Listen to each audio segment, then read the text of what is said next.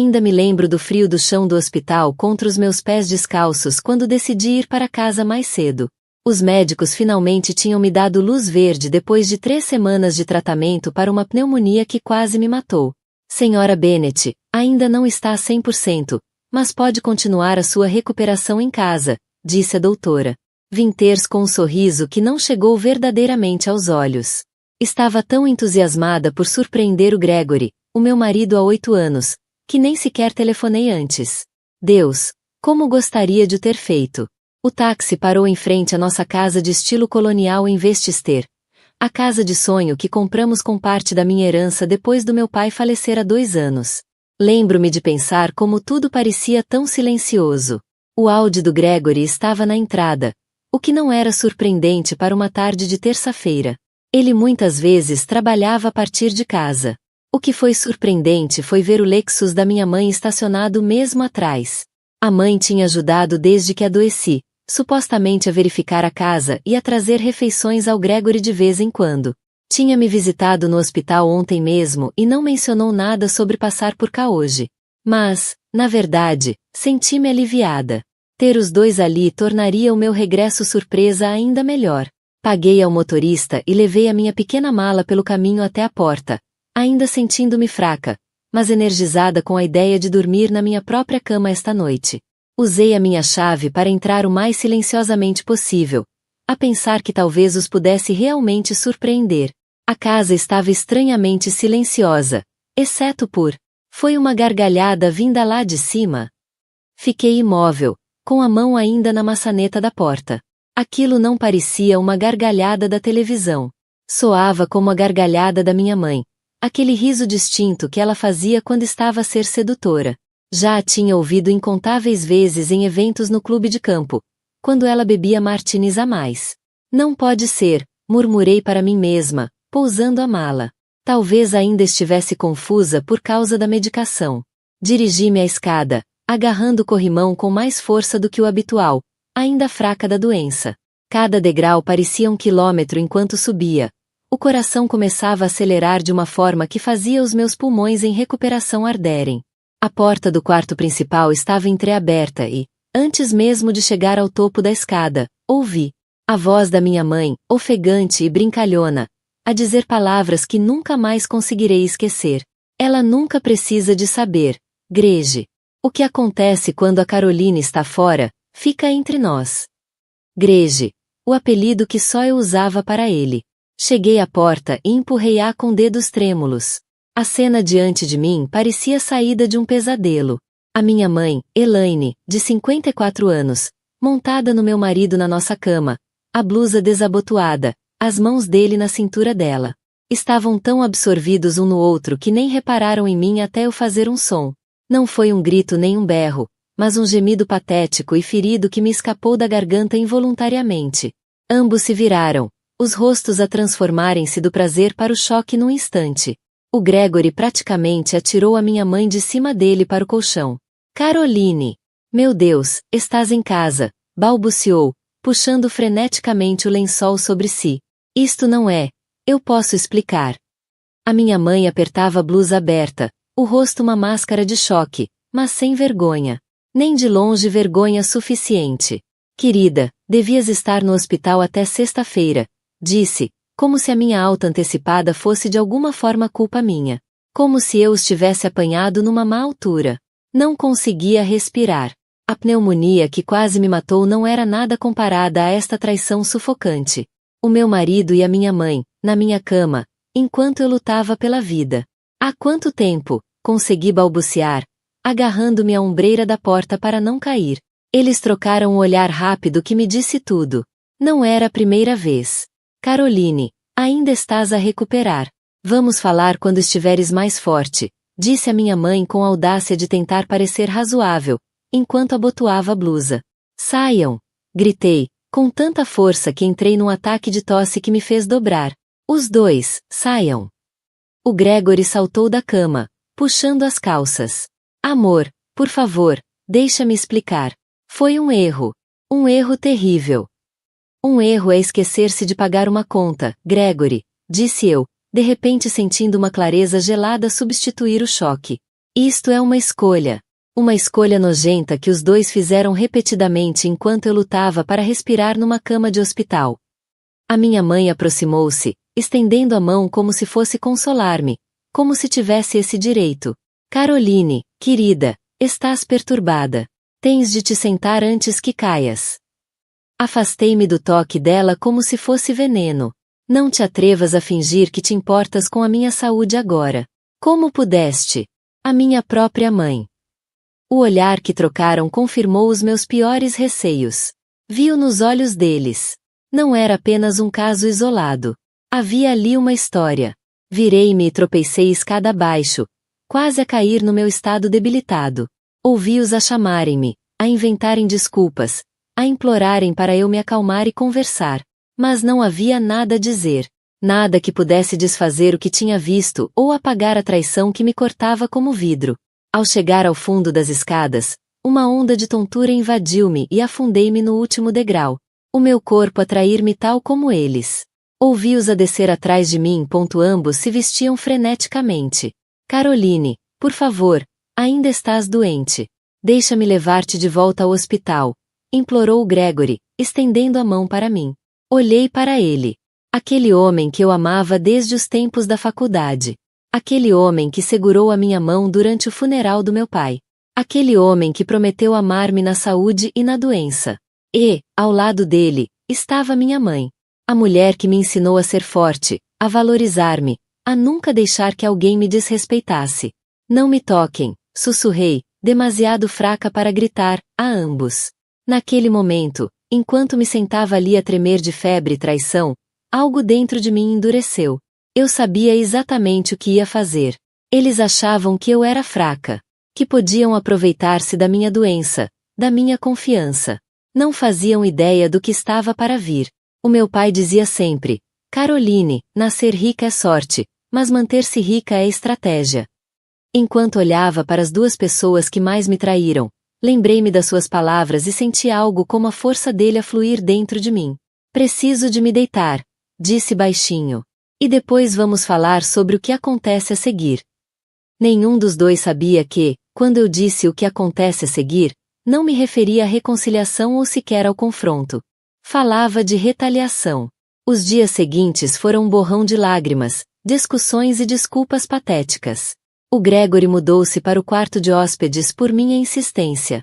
Já a minha mãe, Deus, mal consigo chamá-la assim agora, voltou para o seu condomínio do outro lado da cidade. A história que eles inventaram era tão previsível que chegava a ser insultuosa. Simplesmente aconteceu, Caroline, disse o Gregory, a andar de um lado para o outro na nossa sala no dia seguinte a apanhá-los. Estava sozinho e preocupado contigo, e a tua mãe estava sempre por aqui. E uma noite, bebemos demasiado vinho e, parou, passando as mãos pelo cabelo como sempre fazia quando mentia. E então, Gregory, caíste acidentalmente em cima da minha mãe? Há quanto tempo é que isto simplesmente aconteceu? A minha voz estava gasta de tanto tossir e chorar. Ele não conseguia olhar-me nos olhos. Há alguns meses. Alguns meses. Fiz as contas mentalmente. O diagnóstico da minha pneumonia tinha apenas 3 semanas. Isto começou muito antes de eu adoecer. Começou no memorial do teu pai, confessou a minha mãe quando apareceu de surpresa, trazendo sopa como se canja de galinha pudesse consertar o que ela destruiu. Estávamos ambos tão devastados. Caroline. Estavas ocupada com os preparativos e eu e o Gregory encontramos conforto ao falar sobre o Thomas. Uma coisa levou a outra. O memorial do meu pai. Enquanto eu organizava o serviço para o meu querido pai, a receber condolências, a garantir que as músicas favoritas dele tocavam, o meu marido e a minha mãe estavam o quê? A escaparem-se para se consolarem mutuamente. Atirei a sopa contra a parede, vendo-a escorrer pelo papel de parede caro que eu escolhera quando nos mudamos.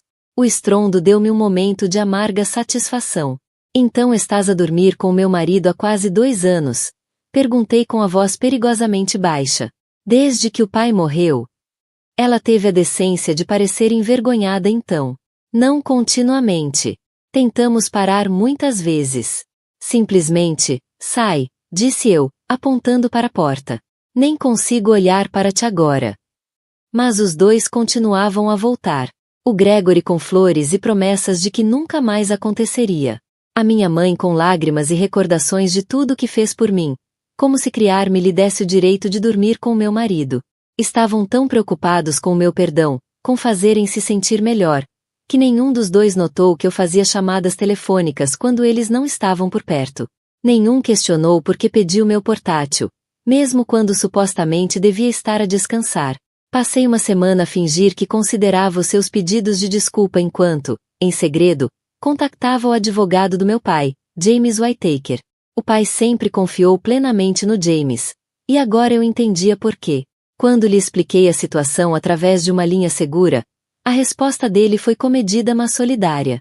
Caroline, lamento profundamente esta traição. O teu pai ficaria indignado, disse, com a voz grave. O que gostarias de fazer? Essa foi a pergunta certa. Não tens a certeza?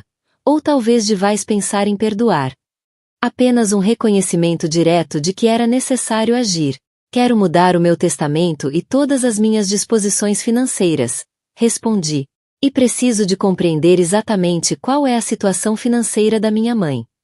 O James ficou em silêncio por um momento. A situação da tua mãe. Posso perguntar por quê? Inspirei fundo. O meu pai deixou-a bem amparada, mas sempre me perguntei se havia mais. Ela começou a viver de forma muito mais extravagante depois da morte dele do que alguma vez viveu enquanto ele estava vivo. Nova pausa. Caroline, acho que devíamos reunir-nos pessoalmente. Há algumas coisas sobre os arranjos financeiros dos teus pais que o teu pai queria que soubesses eventualmente. Essa conversa pôs tudo em andamento. Enquanto fingia que estava a refletir sobre tudo com Gregory e a minha mãe, na realidade, estava a recolher informações e a fazer planos. O Gregory chegava do trabalho trazendo meu takeaway preferido ou um novo livro, sentando-se na beira da cama com aquele ar derrotado. Amo-te, Caroline. Só a ti. Com a tua mãe foi só físico. Sem significado.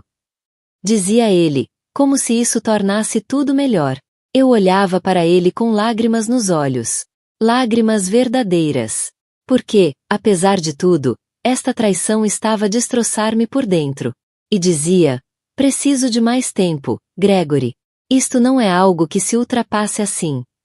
Ele assentia com compreensão, pensando que a minha hesitação fazia parte do processo de perdão. Nunca lhe passou pela cabeça que eu pudesse estar a planear algo completamente diferente. A minha mãe foi igualmente enganada. Telefonava-me todos os dias, deixando mensagens em lágrimas. Quando eu não atendia, Caroline, por favor, eu sei que o que fiz foi imperdoável, mas és tudo o que tenho. Somos família. Sangue. Por favor, deixa-me explicar pessoalmente. Depois de uma semana, finalmente concordei em vê-la para tomar chá. Ela apareceu com uma oferta de Pascara, um lenço da Hermes que eu tinha admirado meses antes, e lançou-se num discurso bem ensaiado sobre erros e perdão. Deixei-a falar, observando atentamente o seu rosto. Esta mulher que me ensinou a pôr batom, que me abraçou quando meu primeiro namorado partiu meu coração, que me levou ao altar quando meu pai estava demasiado doente para o fazer.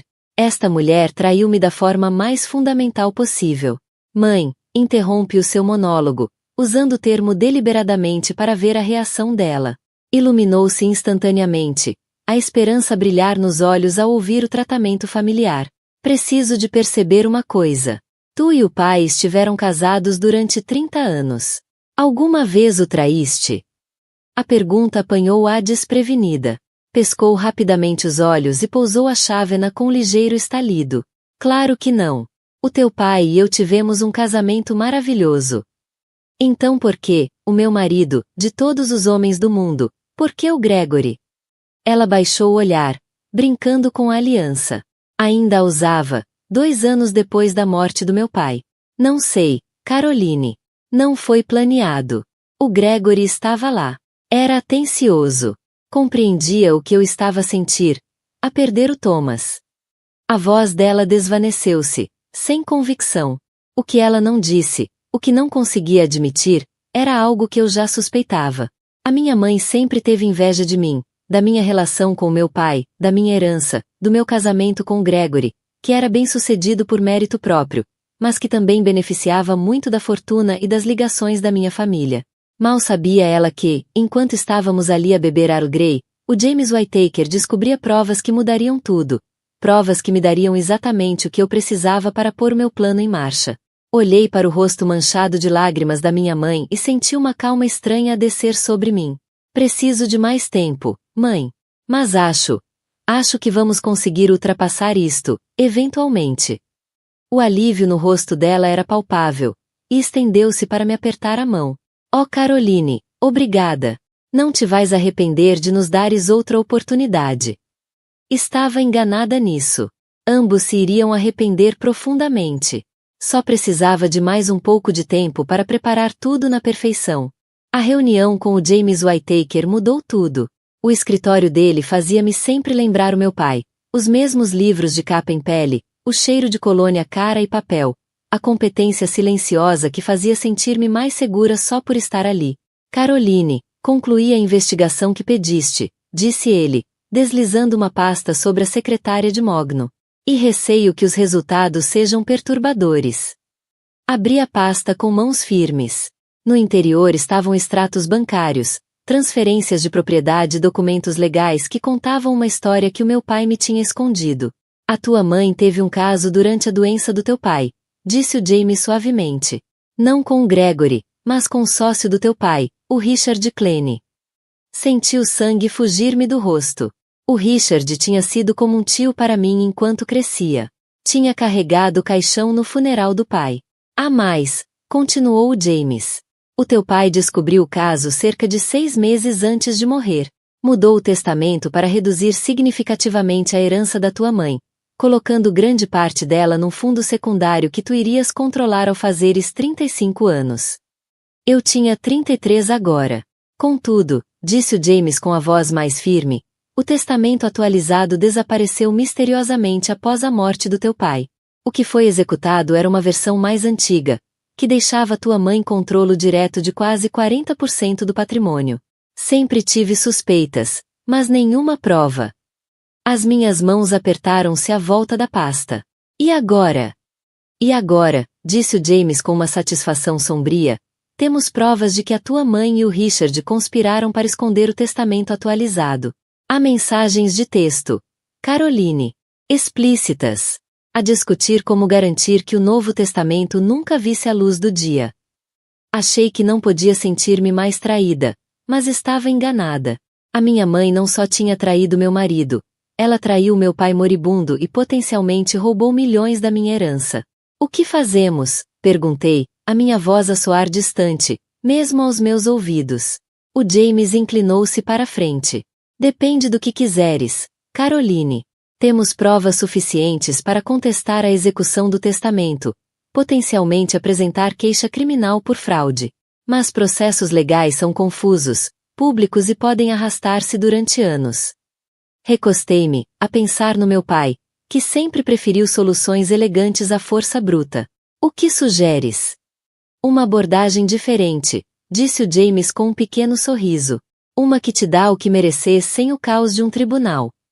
Durante a hora seguinte delineamos um plano simples e devastador. Primeiro, eu mudaria o meu próprio testamento, retirando Gregory e a minha mãe como beneficiários. Em vez disso, deixaria minha fortuna pessoal, ainda substancial, apesar do roubo da minha mãe, a uma fundação em nome do meu pai.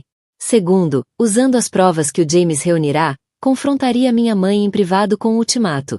Devolver o controle dos bens desviados ou enfrentar exposição pública e acusações criminais. Terceiro, e esta parte era particularmente satisfatória, trabalharia com a minha equipa financeira para retirar gradualmente o Gregory das parcerias comerciais que formara através das ligações da minha família. Parcerias que eram a principal fonte da sua riqueza atual. Tens a certeza disto, Caroline? Perguntou James enquanto finalizávamos os detalhes. Assim que começares, não há volta a dar. Olhei para as fotos da minha mãe e do Richard, as transferências bancárias, as provas da traição deles ao meu pai no seu momento mais vulnerável. Tenho a certeza, disse eu. Eles achavam que eu era fraca porque estava doente, porque estava de coração partido. Subestimam-me desde sempre. Está na hora de descobrirem quem eu realmente sou. Saí do escritório do James com um renovado sentido de propósito. Nessa noite, quando Gregory chegou à casa, sugere que tentássemos jantar juntos. Um primeiro passo para a cura, chamei-lhe eu. Ele ficou pateticamente agradecido, trazendo uma garrafa de vinho cara e vestindo a camisa que eu sempre disse que realçava os olhos dele. Jantamos à luz das velas, e deixei-o segurar minha mão sobre a mesa, observando-o relaxar à medida que acreditava estar a ser perdoado. Tenho andado a pensar, disse eu, passando o dedo pela borda do meu copo de vinho, sobre o nosso futuro. O rosto dele iluminou-se. Eu também. Caroline. Prometo que vamos ultrapassar isto. Vou passar o resto da minha vida a compensar-te. Sorri levemente. É nisso que estou a contar. Mas preciso que faças algo por mim primeiro. O que quiseres, disse ele, ansioso. Quero que atualizemos os nossos testamentos e documentos financeiros. Depois de quase morrer, fez-me perceber o quão despreparados estamos para o pior. Ele piscou os olhos, claramente sem esperar por isso. Essa mudança na conversa. Os nossos testamentos?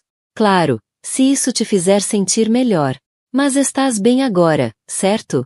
Os médicos disseram que já recuperaste quase totalmente. Sim, disse eu, deixando que uma pitada de vulnerabilidade se infiltrasse na minha voz. Mas assustou-me, Gregory. E com tudo o que aconteceu entre nós, só quero saber que os nossos assuntos estão em ordem, que estamos a cuidar um do outro, aconteça o que acontecer. Ele concordou prontamente, sem perceber que estava a assinar o primeiro documento da sua própria ruína financeira. No dia seguinte, convidei a minha mãe para almoçar. Ela pareceu animada com a nossa reunião de equipa e apareceu com outra oferta de paz. Um álbum de fotografias que tinha preparado com as nossas memórias familiares mais felizes. Pensei que podíamos ver isto juntas, disse ela, esperançosa. Recordar os bons tempos. Pousei o álbum de lado. Talvez mais tarde, mãe. Primeiro gostava de falar contigo sobre algo importante. Sobre o pai. O sorriso dela vacilou. O que sobre o teu pai? Sobre o testamento dele, na verdade. E sobre o Richard Claney. O rosto dela ficou completamente branco. Aquilo foi resposta suficiente. Eu sei de tudo, continuei calmamente. Sobre o caso, sobre o testamento alterado, sobre como garantiste que os últimos desejos do pai não fossem respeitados. Caroline, isso não é, tu não compreendes, balbuciou. Eu compreendo perfeitamente, interrompi. Traíste o pai quando ele estava a morrer. Roubaste o que ele queria que fosse meu. E depois, não satisfeita em apenas traí-lo a ele, decidiste trair-me também ao dormires com meu marido. Feito com Archer Investments. O rosto dele empalideceu. Archer Investments era uma firma de capital de risco a qual ele tinha sido apresentado através dos contactos da minha família. Tinha conseguido recentemente um cargo importante lá, ou assim pensava. O que queres dizer com isso? Perguntou cautelosamente. Quero dizer que tive uma conversa muito interessante com o Doug Archer na semana passada. Sobre como tens exagerado teu papel na obtenção do portfólio da Westfield. Sobre como tens assumido crédito por ligações que vieram através da minha família. Isso não é verdade, protestou, mas os olhos desviaram-se, um tique que ele tinha desde que o conheci. O Doug e eu temos uma excelente relação profissional. Corrigiu. Tinhas uma excelente relação profissional. Antes de eu lhe mostrar as provas de que andaste a inflacionar as tuas contribuições e a minimizar as minhas nos relatórios. Antes de eu lhe lembrar quem trouxe realmente a Westfield para a mesa. O sangue sumiu-lhe do rosto. Tu não. Eu sim. Estás a ser removido da equipa Archer com efeitos imediatos. O anúncio sai amanhã. A minha mãe até sorriu, aparentemente satisfeita por ver o Gregory ser derrubado. A satisfação dela durou pouco. E tu, continuei, virando-me para ela, devias verificar a tua agenda social. Podes descobri-la subitamente vazia. Ela franziu a testa. Do que estás a falar? Estou a falar de como a Sheila Anderson, a Diane Mills e o resto do teu clube de bridge agora sabem exatamente que tipo de amiga tu és. Do tipo que dorme com o melhor amigo do marido moribundo. Depois rouba da própria filha. Depois dorme com o marido da filha. Não tinhas esse direito, arfou ela. Eu tinha todo o direito, retorqui. Destruíste a nossa família. Achaste que não haveria consequências? O jantar continuou em silêncio tenso, interrompido apenas por tentativas ocasionais de defesa da parte de um deles, rapidamente silenciadas por mais uma revelação minha. Expus tudo. Como a carreira do Gregory estava, na prática, acabada na nossa cidade. Como o estatuto social da minha mãe estava irremediavelmente arruinado. Como os acordos financeiros em que ambos confiavam tinham mudado para sempre. Por que fazeres isto? Perguntou finalmente o Gregory, com a voz embargada. Se nos odeias tanto, por que não simplesmente divorciares-te de mim e cortares relações com a tua mãe? Por que tudo isto? Gesticulou para o jantar elaborado, o cenário cuidadosamente montado. Dei um gole na minha água, olhando para os dois por cima da borda do copo. Porque queria que percebessem exatamente o que perderam. Queria que vissem tudo a desaparecer enquanto estavam sentados à mesa que o meu pai nos ofereceu. A olhar para o retrato dele. A ouvir a música favorita dele. Pousei o copo com cuidado. O meu pai ensinou-me que riqueza não é apenas dinheiro. É ligações, reputação, prestígio. Vocês perderam tudo isso agora. Podes ficar com a casa, Gregory. É um preço pequeno a pagar para me livrar de ti e da minha mãe. Vais ter o teu condomínio e um rendimento modesto. Ambos vão ter o essencial para sobreviver, mas nada mais. Não podes fazer isto, sussurrou a minha mãe. Mas havia derrota na voz dela. Sabia que eu já o tinha feito. Os papéis do divórcio estão prontos para assinares, disse ao Gregory. Os teus pertences pessoais já foram arrumados. Um carro vai levar-te a um hotel esta noite. Ele olhou para mim. Este homem que eu amei com todo o meu coração. Caroline, por favor, podemos ultrapassar isto. Cometi um erro terrível, mas ainda te amo. Algo torceu-se dolorosamente no meu peito. O último resquício do que sentirá por ele. Se alguma vez me amaste de verdade, vais assinar os papéis sem contestar nada. Vais aceitar o que te estou a oferecer e desaparecer da minha vida. No final da noite, ambos entenderam plenamente o que tinham perdido. Gregory saiu com uma mala e a promessa de assinar os papéis do divórcio. A minha mãe saiu em lágrimas, compreendendo finalmente que a nossa relação nunca se iria recuperar. Ao fechar a porta atrás deles, não senti alegria nem triunfo. Apenas a satisfação silenciosa de saber que a justiça, fria e precisa, tinha sido feita. Já passaram 18 meses desde aquele jantar. 18 meses a reconstruir-me das cinzas da traição. 18 meses a descobrir quem é verdadeiramente Caroline Bennett sem um marido infiel ou uma mãe traiçoeira ao seu redor. O divórcio foi finalizado rapidamente. Gregory sabia que não valia a pena lutar. Assinou tudo sem discussão, levando apenas o que lhe ofereci. A última vez que ouvi falar dele, tinha se mudado para Chicago, tentando reconstruir a carreira do zero. Sem as ligações ou o apoio financeiro da minha família, está a lutar.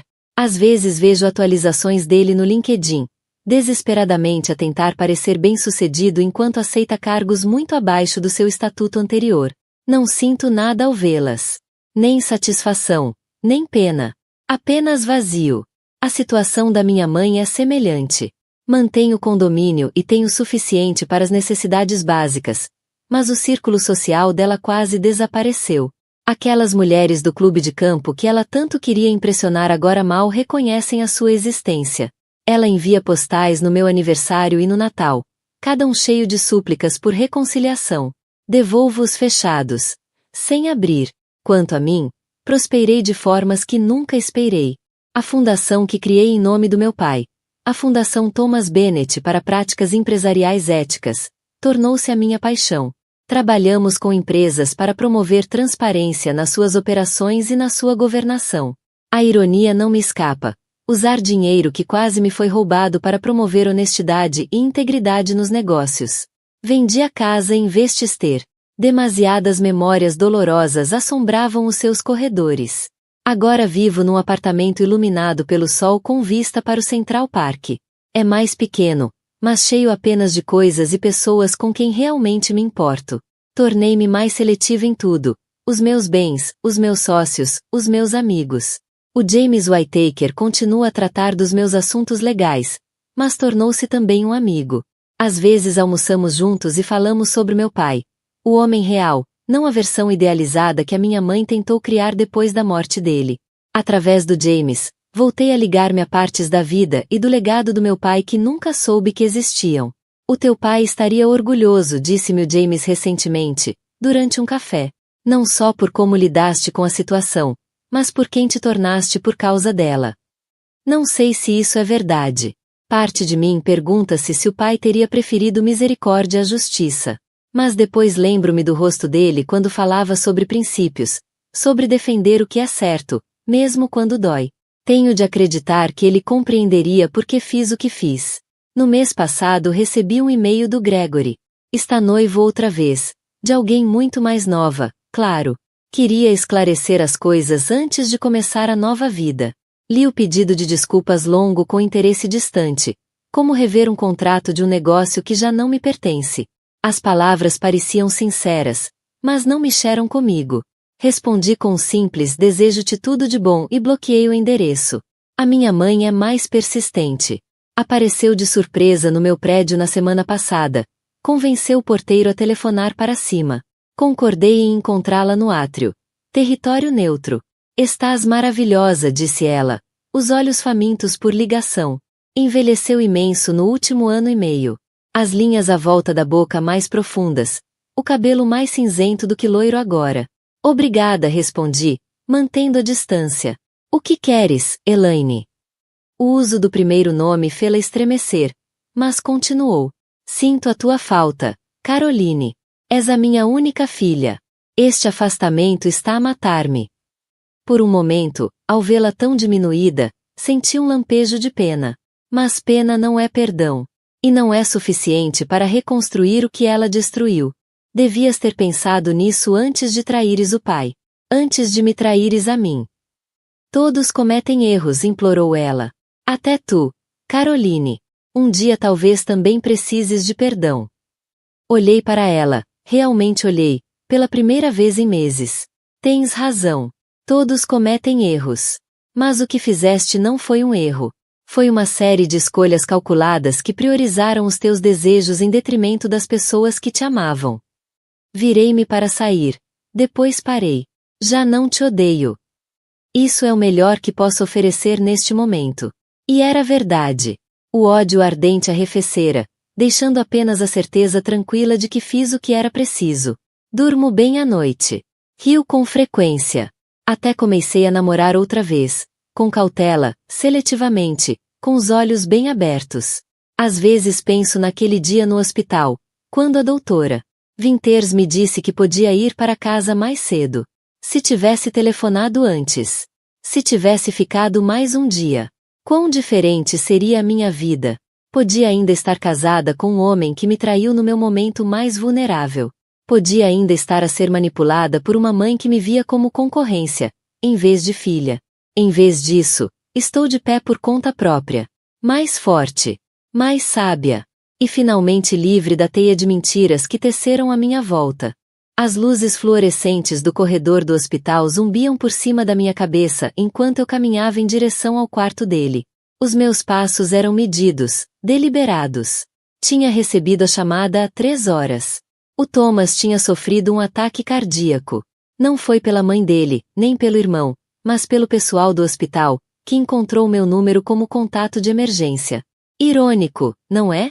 Eu ainda era o contato de emergência dele, mesmo depois de tudo. Parei diante da porta dele, com a mão suspensa sobre a maçaneta. Pela pequena janela, consegui ver uma multidão já reunida. A mãe dele, com o cabelo prateado perfeitamente arranjado. O irmão, James, encostado à parede. Alguns primos encurralados num canto. Família reunida em momento de crise. Família que me viu sofrer em silêncio durante anos. Eu não queria estar ali. Cada célula do meu corpo gritava para dar meia volta, para ir embora como ele tinha ido embora dos nossos votos. Mas algo me manteve presa naquele lugar.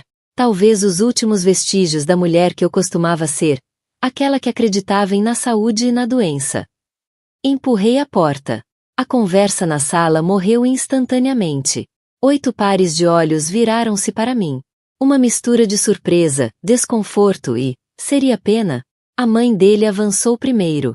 Caroline, disse ela, com aquele mesmo sotaque do sul que em tempos me encantou, não esperávamos que viesses. Claro que não esperavam. Achavam que eu tinha demasiado orgulho, ou talvez demasiada raiva. Não compreendiam que 17 anos de casamento não evaporam simplesmente, mesmo quando a traição queima tudo o resto até ao chão. Assenti com rigidez e aproximei-me da cama. O Thomas parecia mais pequeno, de alguma forma, diminuído contra os lençóis brancos do hospital. Tubos saíam-lhe dos braços. Monitores apitavam ao lado dele. Os olhos estavam fechados, mas tremeluziam ao abrir-se quando me aproximei. Quando me viu, algo se quebrou na expressão dele. Vieste, sussurrou, com a voz rouca. Depois de tudo, vieste. Não lhe toquei. Fiquei aos pés da cama, mantendo a distância que cresceu entre nós nos últimos 8 meses. Desde a noite em que encontrei as mensagens. Desde a noite em que a nossa vida em conjunto se partiu em pedaços afiados. Onde está ela? Perguntei em voz baixa, embora já soubesse a resposta. A tensão na sala dizia-me tudo. O rosto dele desfez-se, e o monitor ao lado dele acelerou ligeiramente. Ela foi-se embora, disse, cada palavra parecendo custar-lhe fisicamente. Quando me trouxeram, ela estava aqui no início, mas quando o médico disse que eu precisava de cirurgia, que podia ser complicado, ela foi-se embora. Simplesmente foi-se embora. Algo torceu-se no meu peito. Não era satisfação. Não exatamente. Era algo mais complexo. James limpou a garganta no canto. Caroline, talvez este não seja o momento. E quando seria um bom momento, James? Perguntei, com a voz firme mesmo enquanto as mãos me tremiam. Quando seria o momento apropriado para reconhecer que o meu marido me deixou por uma mulher que nem conseguiu ficar ao lado dele durante uma crise de saúde? A sala ficou em silêncio outra vez. A mãe do Thomas olhou para o chão. Os primos mexeram-se desconfortavelmente. Dei-te 17 anos, continuei, com a voz quase num sussurro. 17 anos a teu lado, em tudo. A morte do teu pai, o fracasso do teu negócio, os abortos, tudo. E ela deu-te o quê? 6 meses. 7. 8. Ele respondeu tão baixo que mal ouvi. 8 meses e 3 dias. A precisão da resposta dele trespassou-me como uma lâmina nova. Ele tinha contado os dias com ela, enquanto descartava anos comigo. Caroline, disse ele, com a voz quebrada. As lágrimas encheram-lhe os olhos, escorrendo pelas faces magras. Desculpa. Eu não consigo, não. Tentou sentar-se, contorcendo-se com esforço. Foi aí que aconteceu. Como se uma represa tivesse rebentado, o Thomas começou a soluçar abertamente diante de toda a família. Cometi o maior erro da minha vida. Deitei fora tudo o que era importante. Magoei a única pessoa que alguma vez me amou de verdade. Caroline, por favor, podes alguma vez perdoar-me? A sala ficou suspensa em silêncio, chocada. O marido orgulhoso, bem-sucedido, nunca vulnerável, estava a desabar completamente. A mão da mãe dele voou para a boca. James desviou o olhar, envergonhado pela demonstração crua de emoção do irmão. Fiquei imóvel, a vê-lo desmoronar. Este homem que me olhou nos olhos e me disse que já não me amava. Este homem que fez as malas enquanto eu lhe implorava para reconsiderar. Este homem que foi viver com ela 3 dias depois. Thomas, a mãe dele interveio finalmente, avançando para lhe pousar uma mão no ombro. Precisas de te acalmar. Esse estresse não faz bem ao teu coração. Ele abanou a cabeça com força. Não, mãe. Chega de esconder. Chega de fingir. Toda a gente precisa de ouvir isto. Destruí a melhor coisa da minha vida por algo que não era real, e agora estou a pagar por isso. Caroline. Olhou para mim com olhos desesperados. Não mereço outra oportunidade, eu sei disso. Mas preciso que saibas o quanto lamento. Senti o peso de todos os olhares na sala em cima de mim, à espera da minha resposta. O ar parecia espesso demais para respirar. Uma vida inteira de momentos passou-me diante dos olhos. O dia do nosso casamento. A casa que construímos juntos. As noites passadas a planear o nosso futuro. A devastação nos olhos dele quando tive o 3º aborto. A distância crescente entre nós. E, finalmente, a mensagem que revelou tudo. O meu coração batia com força no peito ao olhar para aquele homem quebrado à minha frente. Aquele estranho que usava o rosto do meu marido. Desculpa. A palavra pairava no ar entre nós. Uma palavra tão pequena para uma traição tão grande. Lembro-me exatamente do momento em que descobri o caso. Era uma terça-feira à noite em setembro. O Thomas tinha deixado o telemóvel no balcão da cozinha enquanto tomava banho. Vibrava com uma mensagem e, sem pensar, olhei para ela. A noite passada foi incrível. Mal posso esperar para voltar a sentir-te dentro de mim. O nome dela era Rebecca. Trabalhava no escritório dele. Tinha 28 anos. 15 anos mais nova do que eu. Quando o confrontei naquela noite, ele não negou. Isso é algo que posso admitir no Thomas. Não insultou a minha inteligência com mentiras. Em vez disso, disse-me que se tinha apaixonado por ela. Que se ligaram de uma forma que ele e eu nunca tínhamos conseguido. Que se sentia vivo com ela de formas que já nem sabia serem possíveis. Eu nunca quis que isto acontecesse, disse ele, como se os casos extraconjugais fossem desastres naturais, forças da natureza inevitáveis, em vez de uma série de escolhas conscientes. Lembro-me de estar na nossa cozinha, a cozinha que eu própria desenhei ao mais ínfimo detalhe, a sentir que o chão debaixo de mim se tinha transformado em areia movediça. 17 anos de casamento dissolvidos numa conversa de 20 minutos. Há quanto tempo? Perguntei. 4 meses, admitiu. 4 meses a mentir-me na cara. 4 meses a chegar tarde a casa por causa de reuniões de trabalho. 4 meses em que eu acreditava que estávamos apenas a passar uma fase difícil, que íamos encontrar o caminho de volta um para o outro. Quando ele se mudou 3 dias depois, a família dele cerrou fileiras à volta dele. Nunca aprovaram diretamente o caso, mas o silêncio deles foi ensurdecedor. A mãe dele ligou-me uma vez, expressando de forma constrangedora o quão infeliz era a situação, como se o Thomas tivesse apanhado uma constipação, em vez de ter destruído deliberadamente o nosso casamento. Ele está a passar por alguma coisa, disse ela. Crise de meia-idade. Talvez ele volte a si. Mas não voltou. Em vez disso, exibiu a nova relação por todo lado. Redes sociais. Reuniões de família. Até no nosso restaurante preferido, onde o pessoal nos conhecia pelo nome. Vi-os uma vez, por acaso. O Thomas dava-lhe uma colherada de sobremesa, do outro lado da mesa. O mesmo gesto íntimo que costumava ter comigo. Eles não me viram. Saí antes que o fizessem, fui para casa e vomitei até não haver mais nada. A humilhação não acabou ali. A Rebecca foi integrada na vida dele com uma rapidez chocante. O Natal com a família dele, uma tradição da qual fiz parte durante quase 2 décadas, de repente passou a tê-la ela no meu lugar. Apareceram fotos online. A Rebecca sentada onde eu costumava sentar-me. A usar o relógio caro que o Thomas lhe tinha oferecido, assustadoramente parecido com um que me deu anos antes. Ela faz-lhe bem, disse um dos primos a uma amiga em comum, que teve o descuido de mo repetir. Trouxe o Thomas de antigamente de volta. O Thomas de antigamente. Como se eu, de alguma forma, tivesse reprimido o verdadeiro eu dele todos estes anos. Como se a nossa vida juntos tivesse sido uma prisão da qual essa mulher mais nova o libertou. Entretanto, eu estava a afundar-me. Perdi 7 quilos no primeiro mês. Não conseguia dormir. Não me conseguia concentrar no trabalho. Os amigos cansaram-se da minha tristeza, oferecendo frases feitas como estás melhor sem ele ou o tempo cura tudo. Palavras fáceis, ditas por quem nunca viu os alicerces da sua vida serem reduzidos a cinzas. A pior parte não era a solidão, nem sequer a traição. Era o apagamento. O Thomas e a família reescreveram a nossa história. De repente, o nosso casamento tinha sido difícil há anos. Tínhamos nos afastado. Queríamos coisas diferentes. Nada disso era verdade. Tínhamos desafios, como qualquer casal, mas sempre os enfrentamos juntos. Pelo menos eu achava que sim. 6 meses depois de ele se ter ido embora, encontrei o irmão dele, James, no supermercado. Ele não me conseguia encarar.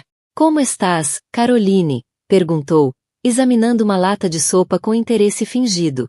Estou a sobreviver, respondi honestamente. Ele acenou com a cabeça, ainda sem me olhar. O Thomas. Parece feliz. A crueldade casual dessa frase tirou-me o fôlego. O James era meu amigo. Ajudou-me a organizar a festa surpresa dos 40 anos do Thomas. Chorou conosco depois do meu último aborto. Que bom, disse eu, com uma doçura que finalmente o fez olhar para mim. Era tudo o que eu sempre quis. Que o Thomas fosse feliz.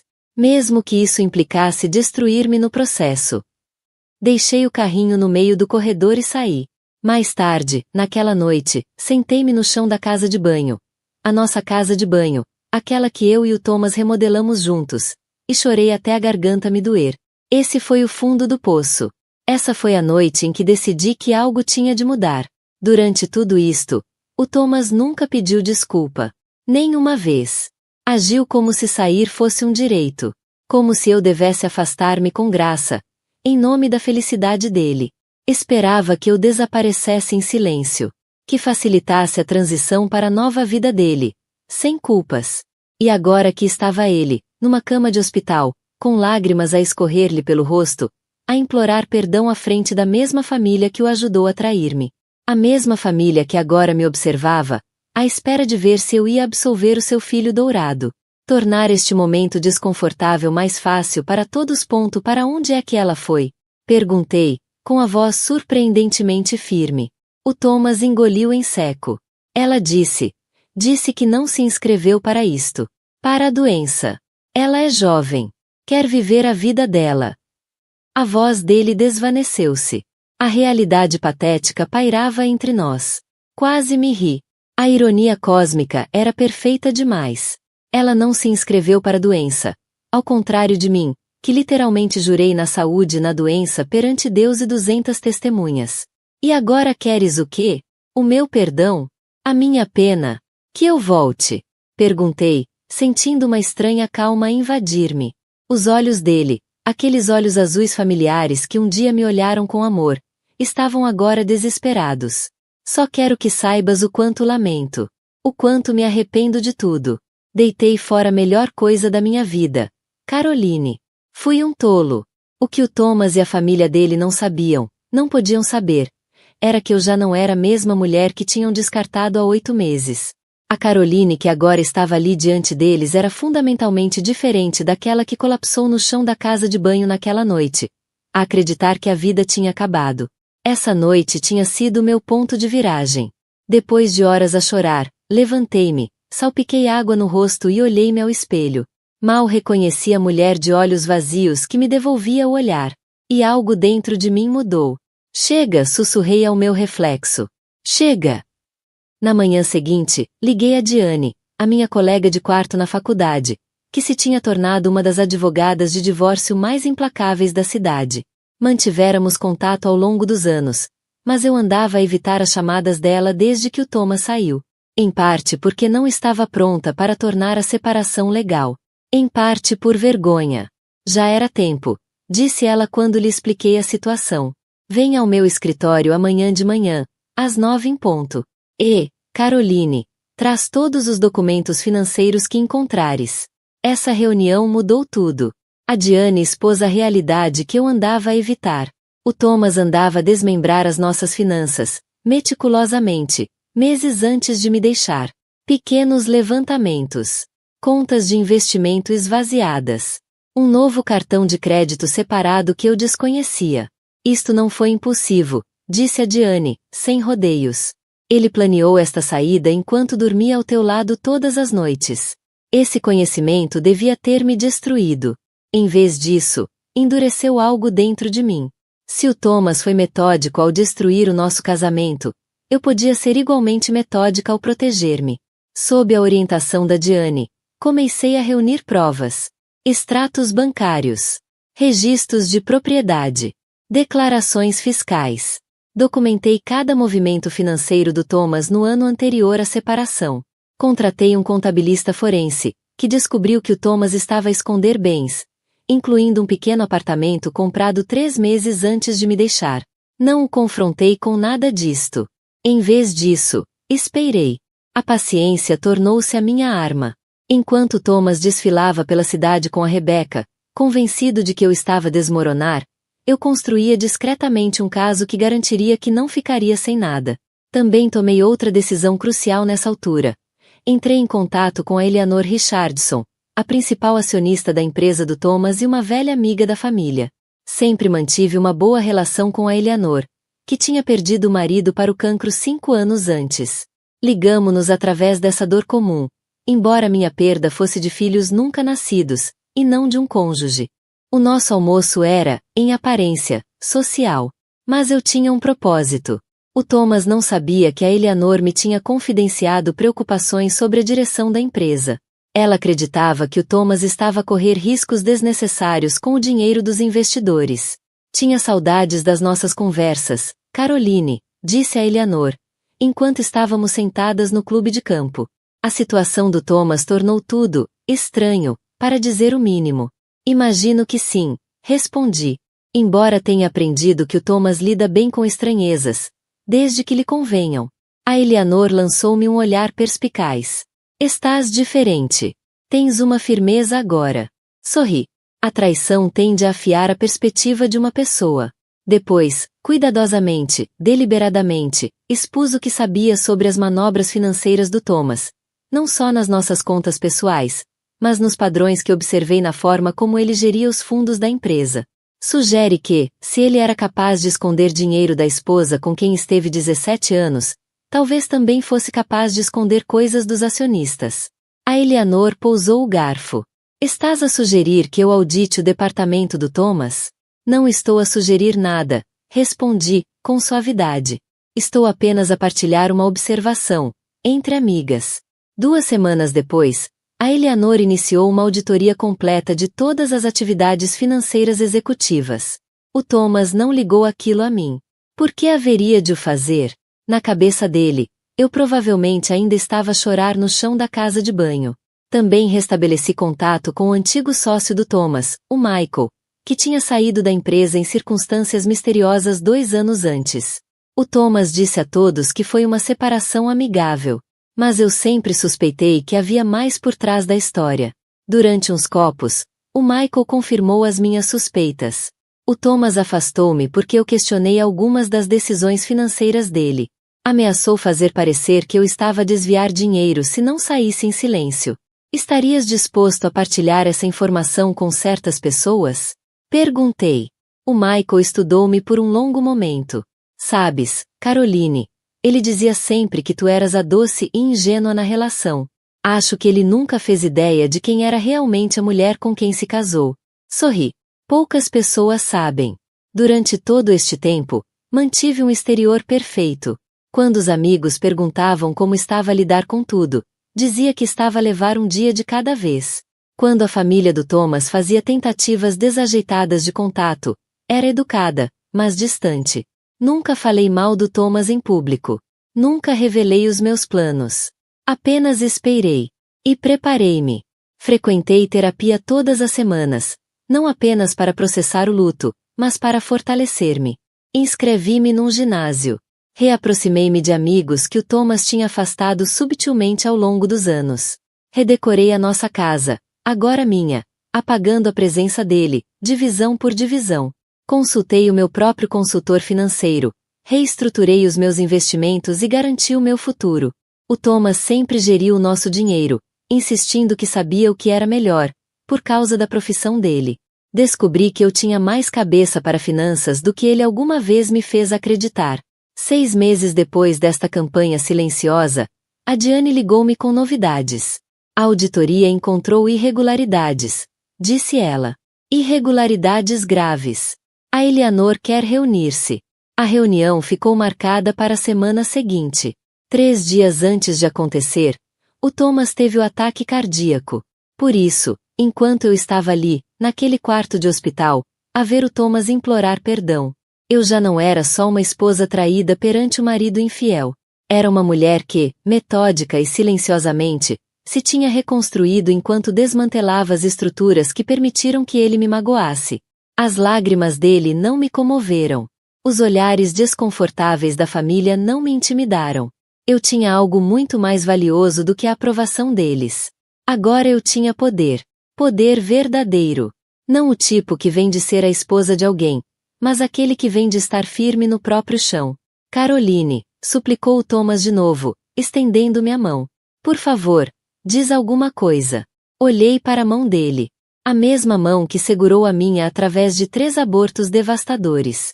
A mesma mão que fez as malas para me deixar. A mesma mão que provavelmente acariciou o corpo mais jovem da Rebecca enquanto eu estava acordada na nossa cama vazia. Não a agarrei. Há algo que sempre me incomodou, Thomas, disse, com a voz calma e controlada, autossuficiente para todos na sala ouvirem. Quando foste embora, disseste que precisavas de te encontrar, que o nosso casamento te impedia de te tornares na pessoa que estavas destinado a ser. Ele pestanejou, confuso com a minha resposta. A família dele mexeu-se, desconfortável. Tive 8 meses para pensar nessa afirmação, continuei, disse. 8 meses a perguntar-me que parte de ti precisavas de encontrar que justificasse destruir alguém que te amava completamente. A mãe dele deu um passo à frente. Caroline, talvez isto não seja. Levantei a mão e, para minha surpresa, ela calou-se. Acho que agora entendo, disse, olhando diretamente para o Thomas. O eu que estavas à procura era alguém que podia ter tudo o que quisesse sem consequências. Alguém que podia reescrever a história para justificar o egoísmo. Alguém que podia descartar 17 anos como se não significassem nada. O monitor ao lado da cama dele apitou mais depressa. O James aproximou-se, preocupado. O problema, Thomas, é que as ações têm consequências. Sempre. Abri a minha mala e retirei uma pasta, pousando-a na mesa de apoio ao lado da cama. A Eleanor Richardson pediu-me para entregar isto, já que mencionei que vinha ver-te hoje. O conselho votou por unanimidade a tua suspensão, enquanto decorre uma investigação completa às irregularidades financeiras descobertas durante a auditoria recente. A cor desapareceu do rosto dele. O quê? Que auditoria? Do que estás a falar? Oh, ainda não soubeste? A Eleanor iniciou uma auditoria completa há 3 meses. Encontraram padrões muito interessantes nas contas executivas. Desvios de fundos, transferências não autorizadas, contas ocultas. Os olhos dele arregalaram-se com o horror que nascia. Foste tu que fizeste isto. Eu não fiz nada, respondi. Apenas almocei com uma velha amiga que já estava preocupada com a tua liderança. As conclusões da auditoria são obra tua, inteiramente tua. A mãe dele arfou. Thomas, do que é que ela está a falar? Virei-me para ela. Sabia que o seu filho comprou um apartamento 3 meses antes de me deixar? Uma transação em dinheiro, escondida das nossas contas conjuntas. Isso tem implicações fiscais sérias. O James deu um passo à frente. Caroline, este não é o momento nem o lugar. E quando seria um bom momento, James? Repeti a pergunta de antes. Quando seria apropriado discutir que o teu irmão tem escondido ativos sistematicamente, não apenas de mim, mas possivelmente do fisco e dos acionistas da empresa? O silêncio na sala tornou-se ensurdecedor. O rosto do Thomas passou de pálido a cinzento. A mais, acrescentei, voltando-me para ele. O Michael forneceu uma declaração sob juramento sobre as circunstâncias da saída dele da empresa. As acusações de chantagem e coação financeira são bastante detalhadas. Ele está a mentir, sussurrou Thomas. Mas a voz dele não tinha convicção. As provas sugerem o contrário. O conselho está particularmente interessado na conta offshore que ele mencionou. Aquela com que, aparentemente, o ameaçaste. Os contabilistas forenses encontraram-na. A propósito. O Thomas fechou os olhos, agora com um tipo diferente de dor visível no rosto.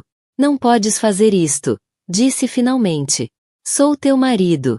Ex-marido. Corrigi. Filho, chega. Como dizia a tua assinatura. A Diane já preparou os papéis do divórcio. Dadas as circunstâncias, incluindo a fraude financeira documentada, ela acredita que tem o direito a consideravelmente mais de metade dos nossos bens matrimoniais. O juiz provavelmente concordará, especialmente quando a investigação criminal se tornar pública. Os olhos dele arregalaram-se. Investigação criminal? A Eleanor não podia ignorar o que encontraram, Thomas. Ela tem responsabilidade fiduciária perante os acionistas. A mãe dele afundou-se numa cadeira, com a mão sobre o coração. Isto não pode estar a acontecer. Virei-me para ela com genuína compaixão. Lamento que esteja a saber disto agora, Margarete. Sinceramente. Mas talvez agora compreenda que a crise de meia-idade do seu filho era algo muito mais calculado. A sala mergulhou num silêncio chocado. A família que esteve do lado do Thomas, que acolheu o amante dele enquanto me excluía, que o ajudou a reescrever a nossa história, agora olhava para ele com outros olhos. Vieste aqui para isto? Perguntou o Thomas, com a voz quebrada. Para me atacar quando estou embaixo? Não, respondi honestamente. Vim porque uma pessoa decente verifica como está alguém que já amou quando essa pessoa tem um ataque cardíaco. O facto de achares a decência básica surpreendente diz mais sobre-te do que sobre mim. Peguei na minha mala. Tenho de ir. A Eleanor está à espera da minha chamada. Espera, disse ele, desesperado. Podemos resolver isto juntos. Eu volto para casa. Eu conserto tudo. Olhei para ele por um longo momento. O homem que eu tinha amado desde a faculdade. O homem com quem construí uma vida. O homem que partiu meu coração de forma tão profunda que achei que podia morrer da dor. É essa questão com a confiança, Thomas. Uma vez quebrada, nunca mais pode ser totalmente restaurada. Haverá sempre fissuras. Sempre dúvidas. Eu mereço melhor do que uma vida construída em pedaços partidos. Aproximei-me da porta, depois parei e voltei a olhar para ele. Para o que vale, eu perdoo-te. Não por ti, mas por mim. Carregar ódio é exaustivo. E eu preciso dessa energia para construir a minha nova vida. O rosto dele contorceu-se, de tristeza ou de alívio, não consegui distinguir. Adeus, Thomas. Espero que recuperes depressa. Tens muitos desafios pela frente. Ao sair, ouvi a mãe dele começar a chorar. O James chamou meu nome, mas eu não parei. Caminhei pelo corredor, passei pela enfermaria, entrei no elevador. As minhas mãos estavam firmes. A minha respiração, calma. Saí para a claridade do dia, sentindo o peso de 17 anos a levantar-se dos meus ombros a cada passo. Pela primeira vez desde que o Thomas se foi, senti-me completamente livre. Um ano depois, estava sentada no terraço da minha nova casa, a ver o pôr do sol sobre o lago. A água refletia ouro e carmesim, um espelho perfeito do céu acima. Este lugar tranquilo, a 2 horas da cidade, tinha se tornado o meu refúgio. O divórcio foi finalizado 6 meses depois daquele dia no hospital. No fim, o Thomas não contestou. Como podia, com acusações criminais pendentes e a reputação profissional em ruínas? O acordo foi mais do que generoso para mim. A casa na cidade. Metade das contas de reforma dele, as que não conseguiu esconder, e um pagamento em dinheiro substancial. Vendi a casa quase de imediato. Demasiadas memórias assombravam aquelas divisões. Com o dinheiro, comprei esta cabana junto ao lago e renovei-a completamente. O trabalho de transformação, derrubar paredes, reconstruir fundações mais fortes, criar espaço para a luz, parecia uma metáfora apropriada para minha própria vida. Os problemas legais do Thomas continuaram a desenrolar-se. Evitou a prisão através de um acordo judicial, mas a carreira na área financeira acabou para ele. A última vez que ouvi falar dele, tinha se mudado para o Arizona para trabalhar no negócio imobiliário do primo. Um grande rebaixamento para um homem que um dia comandava um escritório de canto no 30º andar. A família dele entrou em contato comigo várias vezes depois de tudo. A mãe dele ligou para pedir desculpa pela forma como me tratou. O James convidou-me para almoçar, tentando explicar, de forma constrangida, que se sentiu dividido entre lealdades. Fui educada, mas distante com todos eles. Algumas pontes, depois de queimadas, devem permanecer em cinzas. A Rebecca desapareceu completamente do panorama depois do ataque cardíaco do Thomas. Segundo amigos em comum, passou rapidamente para outro executivo de outra empresa. No mês passado, vi nas redes sociais que ficou noiva.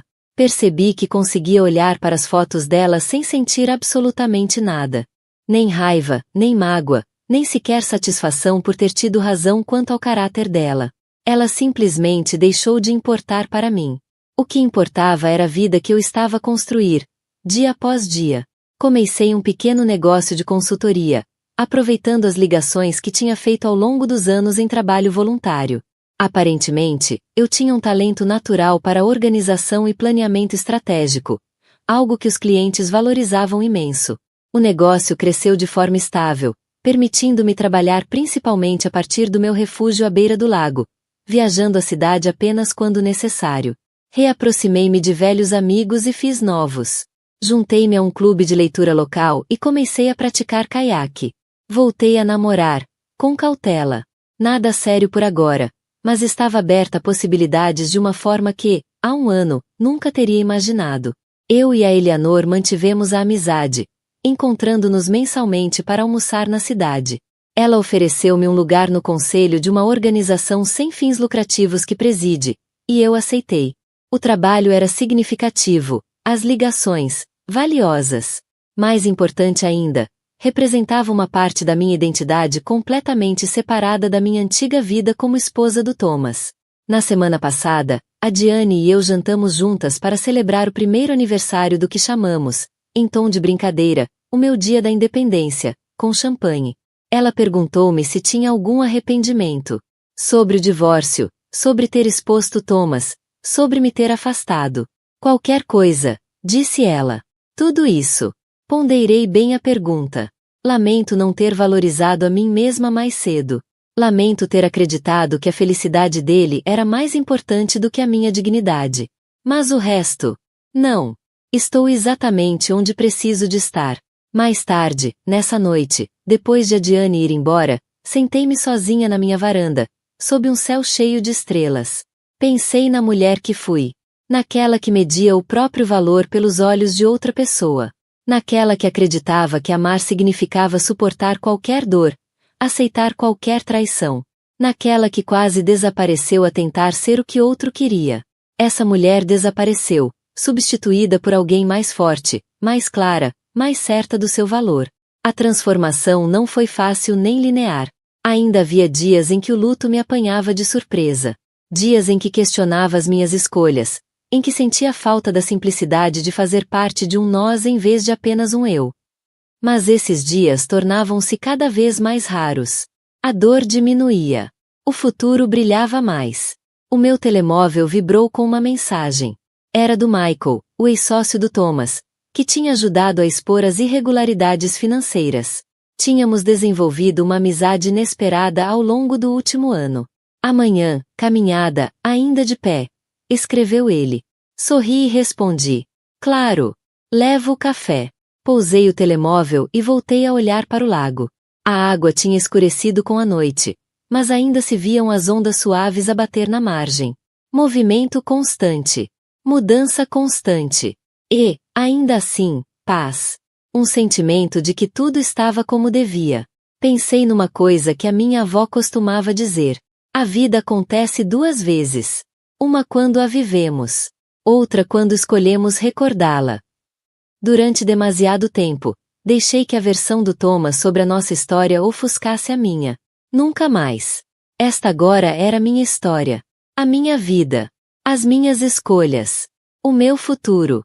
E essa revelação, essa certeza tranquila de ser dona da minha própria narrativa, era mais poderosa do que qualquer vingança poderia alguma vez ser.